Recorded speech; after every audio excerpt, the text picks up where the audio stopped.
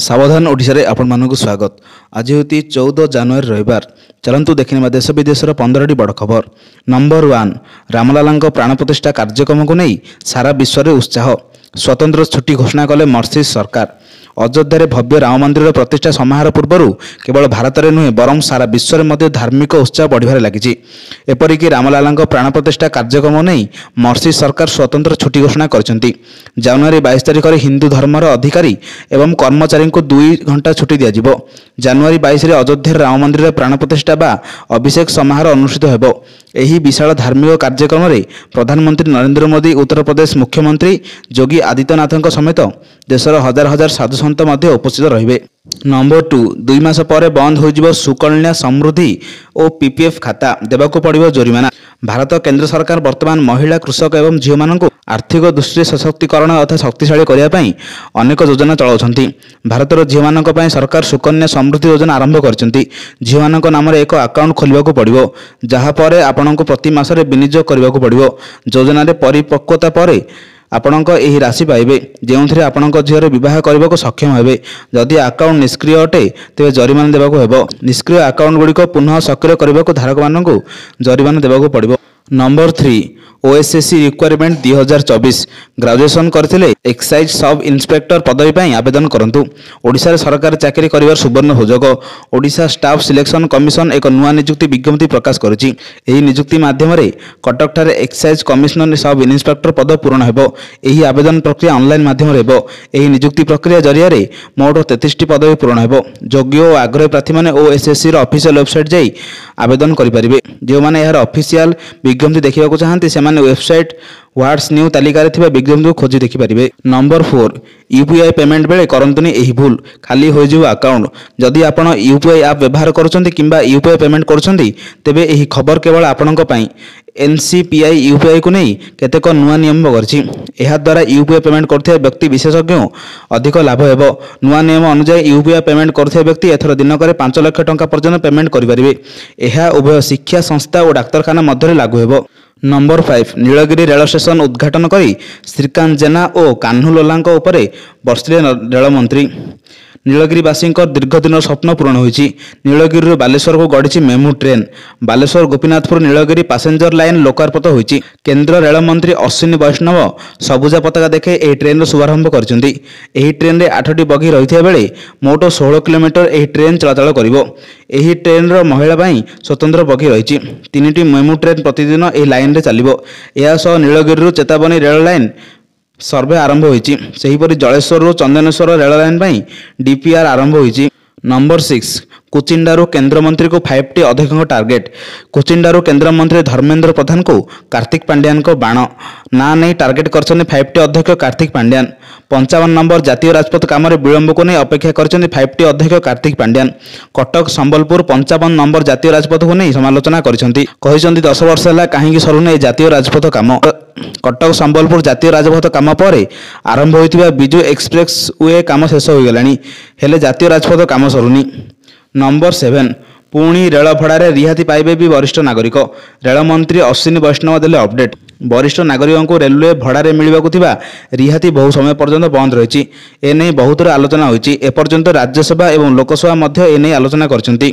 केंद्र सरकार वर्तमान वरिष्ठ नागरिक मानक ठारो मिलुथिबा रिहाती सीनियर सिटीजन कन्सेसन उपरे नुआ अपडेट देइछि। केंद्र रेल मंत्री अश्विनी वैष्णव शुक्रवार दिन अहमदाबाद रे एने किछि आलोचना करछन्ती। से बुलेट ट्रेन प्रोजेक्ट उपरे चालुथिबा कामर समीक्षा करिया पई अहमदाबाद गस्त करथिले। नंबर 8, 10th पास करथिले भारतीय सेना रे चाकरी सुजोग। आज आवेदन आरंभ। भारतीय सेना निकट रे एमटीएस, फायरमैन, कुक आदि पोस्ट नियुक्ति पई विज्ञप्ति बाहर करछि। आवेदन प्रक्रिया आरंभ हो जायछि। एही आवेदन प्रक्रिया ऑफलाइन मोड माध्यम रे होछि। एही नियुक्ति प्रक्रिया मोट 61टी पदवी पूर्ण हेबो। योग्य और आग्रही प्रार्थी यार ऑफिशियल वेबसाइट को जाय आवेदन करि परिबे। जेउठारे यार ऑफिशियल विज्ञप्ति देखिबाकू चाहंती से माने ऑफिशियल वेबसाइट को जाय देखि परिबे। नंबर 9, एणिकी रातिर कमिबो तापमात्रा। उपकूल ओडिशा रे 15 डिग्री, अभ्यंतरीण ओडिशा रे 10 डिग्री तले रही तापमात्रा। एणिकी रातिर तापमात्रा आहुरी कमिबो, 2 ରୁ 3 डिग्री तापमात्रा कमिबो। तेणु शीत आहुरी अनुभूत हेबो बोली जणा पड़िछि। उपकूल ओडिशा रे रातिर तापमात्रा 15 डिग्री तले पुणी थर रहबो बोली कह जायछि। सेहीपरि अभ्यंतरीण ओडिशा रे 10 डिग्री तले तापमात्रा रहबो बोली आकलन कर जायछि। ଏହା ଭିତରେ କିନ୍ତୁ 17ରେ ଉତ୍ତର ଓଡ଼ିଶାରେ ହାଲୁକାରୁ ବର୍ଷା ହେବ ବୋଲି ପାଣିପାଗ କେନ୍ଦ୍ର ଆକଳନ କରିଛି। ପଶ୍ଚିମ ଝଡ଼ ପ୍ରଭାବରେ ଉତ୍ତର ଓ ଉତ୍ତର ଅଭ୍ୟନ୍ତରୀଣ ଜିଲ୍ଲାଗୁଡ଼ିକରେ ଘଡ଼ଘଡ଼ି ସହ ହାଲୁକା ବର୍ଷା ହେବାରେ ବୋଲି ଆଞ୍ଚଳିକ ପାଣିପାଗ ବିଜ୍ଞାନ କେନ୍ଦ୍ର ଆକଳନ କରିଛି। ନମ୍ବର 10 ଶ୍ରୀମନ୍ଦିର ପରିକ୍ରମା ପ୍ରକଳ୍ପ ଲୋକାର୍ପଣର ଆଦ୍ୟ ପର୍ବ ଆଜି ଅଙ୍କୁର ପୂଜନ ଯଜ୍ଞାଦି କର୍ମ କରିବେ 48 କ୍ଷତ୍ରିୟ ବ୍ରାହ୍ମଣ। ଶ୍ରୀମନ୍ଦିର ପରିକ୍ରମା ପ୍ରକଳ୍ପ ଲୋକାର୍ପଣର ଆଦ୍ୟ ପର୍ବ ଶ୍ରୀନଗରରେ ଆରମ୍ଭ ହୋଇଛି। ଆଜି ହେବ ଅଙ୍କୁର ପୂଜନ। ପୌଷ ଶୁକ୍ଳ ତୃତୀୟା ଅବସରରେ ସାରା ଦିନ ଚାଲିବ ବିଧି। ଶୁକ୍ରବାର ସନ୍ଧ୍ୟାରେ ଗଜପତି ମହାରାଜା ଦିବ୍ୟସିଂହଦେବ ଆର୍ଯ୍ୟ ବରଣ କରିଛନ୍ତି। ଏହି ଅବସରରେ 16 ଶାସନରେ 48 ଜଣ କ୍ଷତ୍ରିୟ ବ୍ରାହ୍ମଣଙ୍କୁ ବରଣ କରାଯାଇଛି। ଗଜପତି ମହାରାଜା ପ୍ରଥମେ ରାଜଗୁରୁ ସୁଧାଂଶୁ ଶେଖର ରାଜଗୁରୁଙ୍କୁ ପ୍ରଧାନ ଆଚାର୍ଯ୍ୟ ଭାବେ ବରଣ କରିବା ସହ ଗୁଆ ନଡ଼ିଆ ଟେକିଥିଲେ।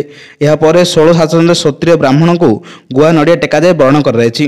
ନମ୍ବର 11 ଥମିଲାଣି କରୋନା ମହାମାରୀ ଦେଶରେ କମ୍ ହୋଇଛି ସଂକ୍ରମଣ ମୃତ୍ୟୁ ସଂଖ୍ୟା 0। ଅଚାନକ ଦେଶରେ କାୟ ବିସ୍ତାର କରିବାର କରୋନା ମହାମାରୀ ଏବେ ଶାନ୍ତ ହେବାର ଆରମ୍ଭ କରିଛି। ଦେଶରେ ସଂକ୍ରମଣ ହାର କମ୍ ହେବା ସହିତ ମୃତ୍ୟୁ ସଂଖ୍ୟା ମଧ୍ୟ 0ରେ ପହଞ୍ଚିଛି। ଫଳରେ ଦେଶବାସୀଙ୍କୁ ଟିକିଏ ଆଶ୍ୱସ୍ତି ମିଳିଛି। ଦେଶରେ ବୃଦ୍ଧି ପାଉଥିବା JN1 ଭାଇରସର ଭୟାବହ ଏବେ ତଳମୁହାଁ ହେବାର ସମ୍ଭାବନା ରହିଛି।